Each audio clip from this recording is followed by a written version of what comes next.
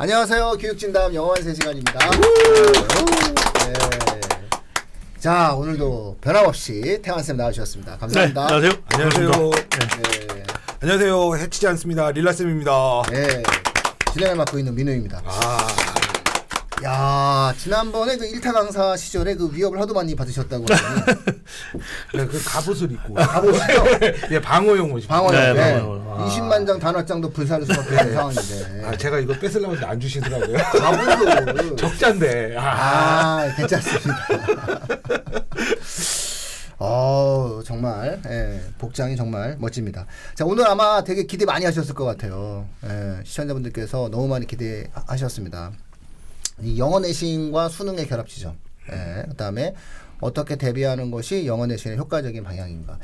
그 지난주에도 앞서 말미에 되게 좋은 얘기 해주셨거든요. 수능이 독해 위주의 내용이라면 실제 내신은 영작도 나온다. 문법도 나오고 선생님에 따라서 뭘 강조할지 모르는 상황이기 때문에 영어 공부의 방향이 좀 다르다. 이런 말씀을 해주셨어요. 그래서 보통 어떻게 좀 특징이 나타나지게 되나요?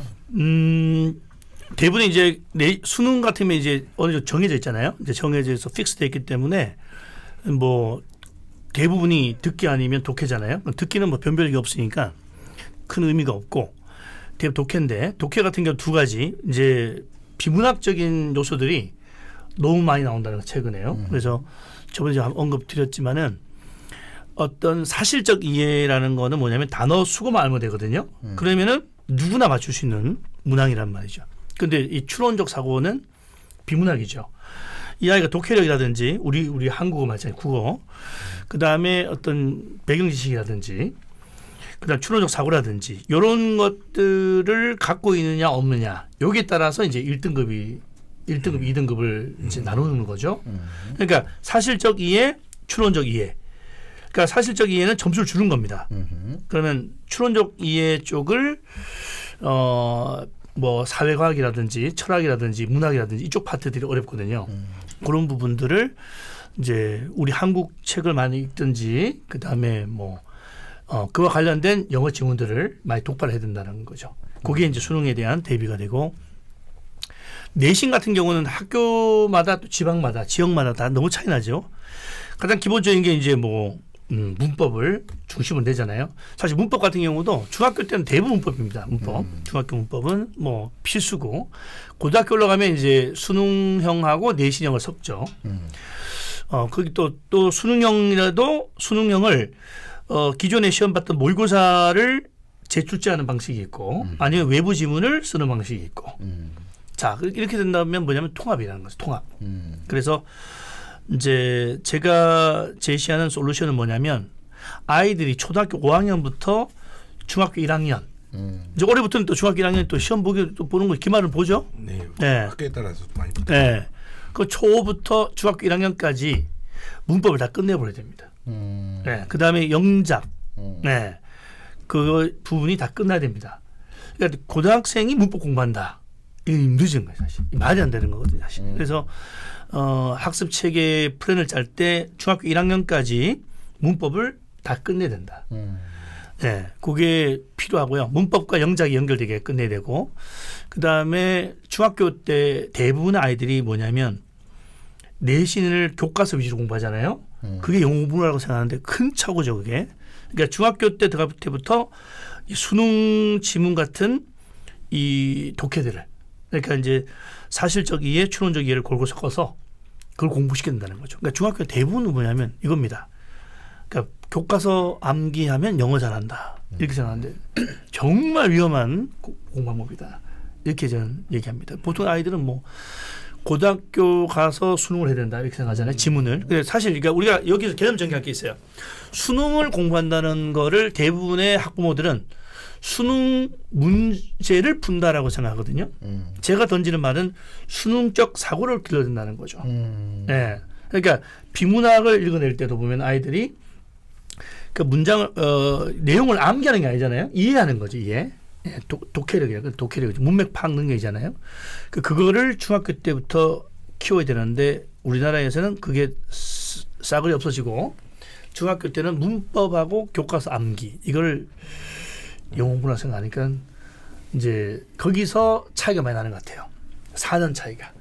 선행하는 애들은 벌써 저기 가 있고 영어에 현재 만족하는 애들은 교과서 암기하는데 이제 그죠? 네, 치중하니까 보이지 않는 갭이 4년 차이 나는 거죠. 이 상태에서 고등학교 1학년 딱 올라가니까 그냥 박사 나는 거죠. 박사 나는 겁니다. 왜냐하면 고등학교 1학년 올라가면 이제 내신 수준이 그저께만 해도 중3이었잖아요. 근데 입학하고 한 3개월 지나니까 그 지문 내용이 고2 수준이야. 그러니까 이걸 어떻게 그 아이를 맡은 학원 선생님은 죽어나는 거예요. 맞아요. 열심히 했는데도 불구하고 우리 아이 성적이 왜 이러냐. 네? 네, 그게 3개월로 해결될 문제가 아니거든 사실. 맞아요. 네. 그래서 이제 고등학교 올라가기 전에는 이 아이가 이 내신을 받아들일 수 있는 준비가 된 상태에서 올라와야 된다. 그게 뭐냐? 대부분 제가 항상 하는 얘기가 뭐냐면 중3 때까지 고2 모의고사를 해결할 수 있는 능력을 갖고 고1 올라가라.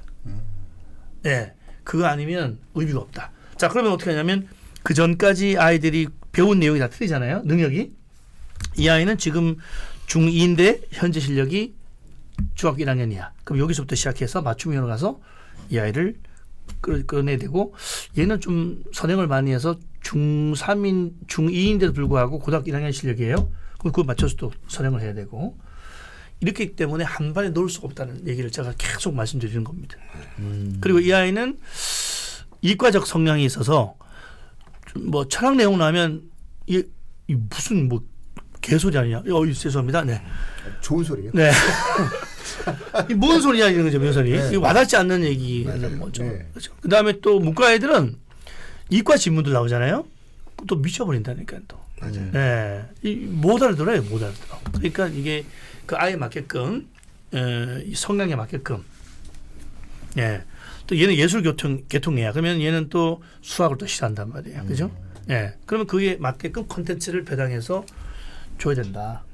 예. 그래서 풍부한 콘텐츠와 맞춤형 그리고 하이터치라는 게 사실 그렇거든요. 이 아이한테 정말 수술을 해야 되는데 얘를 요만큼 부위를 수술해야 되느냐 아니면 전체를 도려내야 되느냐 그건 이제 코치가 판단해야 되겠죠.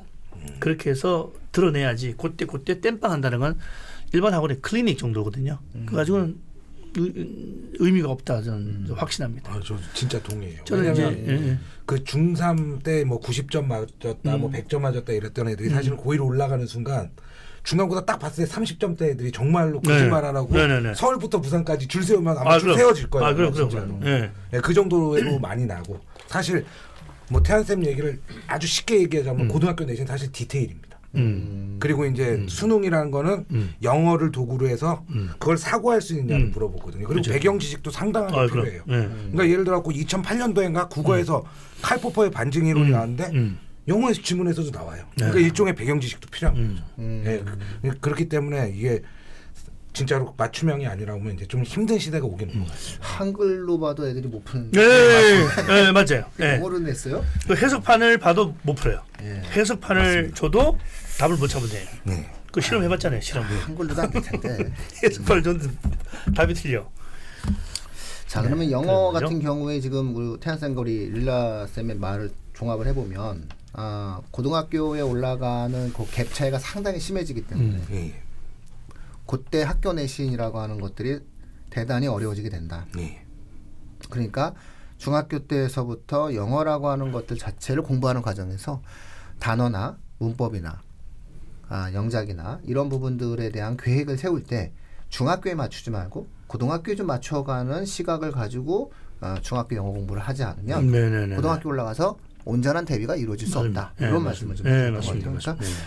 어찌 본다라고 했을 때는 수학에서 선행을 많이 하지만 사실은 이걸 선행이라고 표현하지 말고 뷰를 고등학교에 올라가서도 우리 애가 시험을 볼 수 있을 정도의 영어 공부를 중학교 때부터 미리 항상 생각해 두지 않는다면 단어의 수준이라든가 영적의 퍼포먼스를 우리 애가 해결하기는 정말 어려워지게 된다. 네, 맞습니다. 이런 말씀을 해주셨던 것 같아요. 그러니까 항상 중학교 때 시험을 잘 본다, 공부를 잘한다.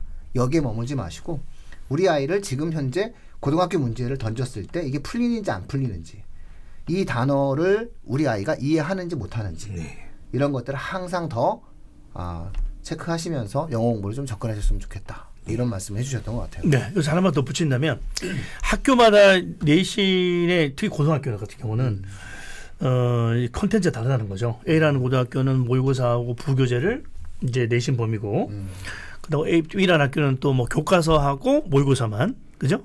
그다음 C라는 학교는 외부 프린트만 가지고 이제 내신 범위라는 거죠. 지금 종합평가도 다 다르잖아요. 수학 같은 경우는 예를 들어서 뭐 똑같죠? 예, 학교가 달라도 거의 비슷하지 않습니까, 그죠? 예, 목차가 거의 비슷하니까. 근데 국어나 영어는 그 작품이 달라져 버리면 완전 범위 달라지잖아요. 그렇지 않습니까, 그죠? 예, 그러니까 그 작품이 다른 거를 그 개인 맞춤으로 가야지. 여러 학교가 섞여 있는 상태에서 던진다? 정말 말도 안 되는. 제가 예전에 말도 안 되는 걸 가지고 돈을 벌었기 때문에 이런 얘기를 제가 할 수 있는 거죠.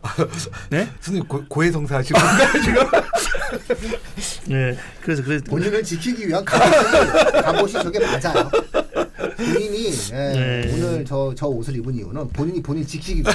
그럴 것 같습니다. 내가 예전에 사실은 했는데 그게 이렇게 딱히 그 당시는 또 뭐 합리를 시킨다면 딱 그 당시 사실 어떻게 학교가 저 수능이라고 하는 것이 어느 정도 그죠? 절대적이었기 때문에.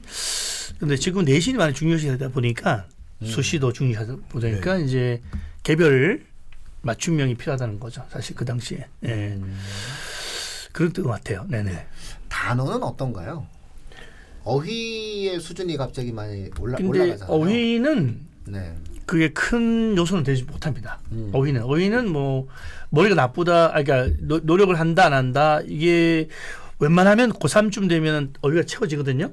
네, 한 7천 단어 정도를 가지고 고3까지 보는데 7천에서 한 9천 단어를 보거든요.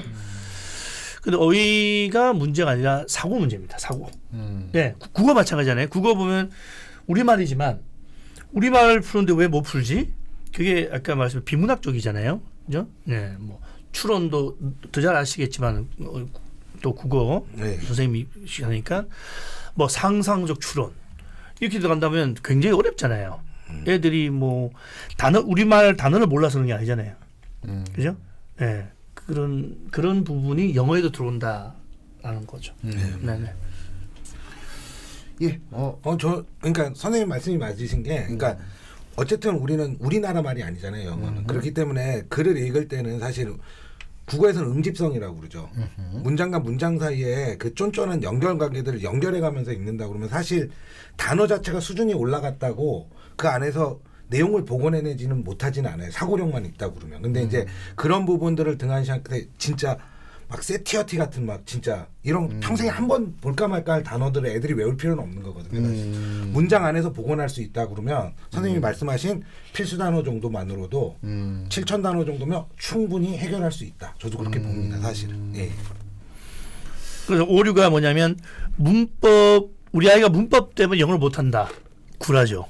그죠? 네. 단어가 약해서 영어를 못한다. 구라입니다. 물론 단어 모르면 못하죠. 근데 걔는 단어 알아도 다음 차원에 또 막혀요.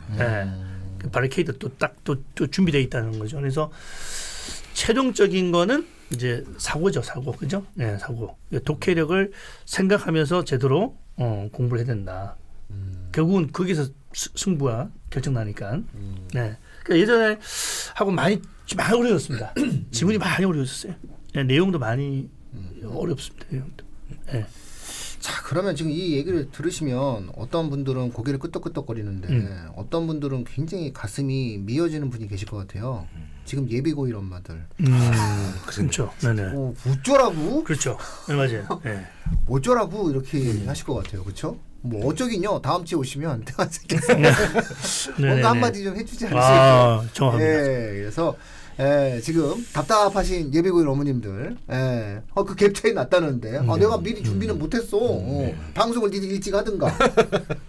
그럼 이제 어떡하지? 라는 어떠한 고민이 생기시는 거 다음 주에 오시면은 예비고1 학생들이 이제 네. 어차피 몇 달 안 남았거든요. 네. 이제 오늘 이제 학교 배정도 이루어지고 네네네. 이제 각각의 어떤 고등학교가 네네. 선정이 돼서 맞습니다. 막 이제 고민을 하고 계실 그 어머님들께 적어도 어느 학교에 배정된다 하더라도 영어 내신은 이렇게 대비한다라고 했을 때는 기본을 진행할 수 있을 것이다.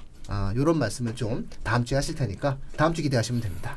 네, 마음 너무 불편하게 갖지 마시고요. 다음 주에 이 방송 기다리시면 됩니다. 예, 오늘 좋은 말씀 감사드립니다. 예, 마치겠습니다. 네, 예. 감사합니다.